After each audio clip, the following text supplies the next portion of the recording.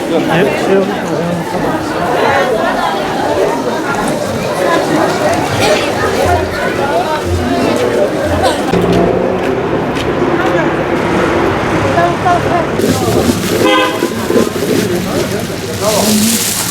Bu karışma şöyle.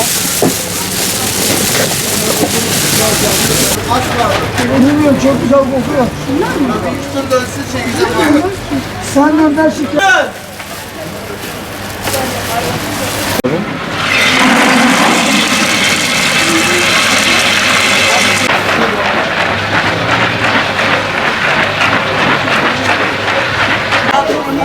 Ne alırım?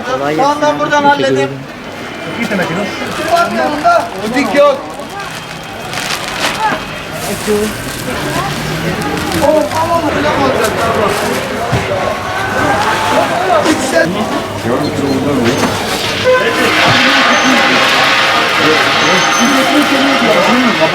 Gel olsun. Beraber isteyeyim mi? Tamamdır. Tamam.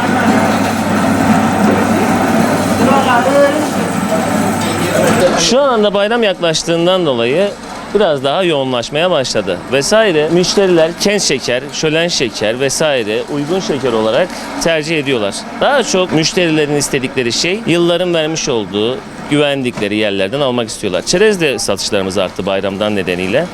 Ayrıca tatilden dolayı, resmi tatil başladığından dolayı millet daha çok biraz daha çerez almaya vesaire dışarıya çıkmaya başladı. Şu anda memnunlar. Herkes halinden memnun. Vallahi bayram güzel geçiyor. Ramazan güzel geçiyor kardeşim. Yani güzel bir bayram havası var. Bizim 18 yıldır kendim de bir esnaf olarak oto esnafıyım.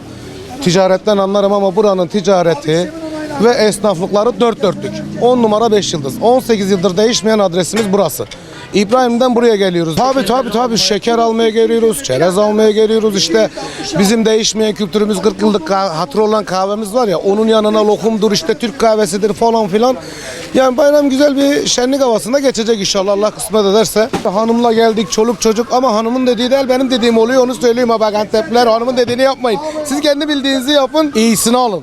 Ucuzunu almayın, iyisini alın. Şimdiden herkese hayırlı bayramlar dilerim. Vallahi bu kapalı şekerlerden aldık. Çocuklara mont aldık. Geziyoruz, Besni'den geldik. Şekerimiz, kahvemiz her zaman gelir buradan alırız. Vallahi bayram güzel, sevinci de güzel. İşte çocuklarımıza bayramlıklar aldık. Dolaşıyoruz, geziyoruz. Bir kere fiyatlar daha uygun burada. Çeşidi daha rahat bulabiliyorsun. Ondan sonra esnafı güler yüzlü.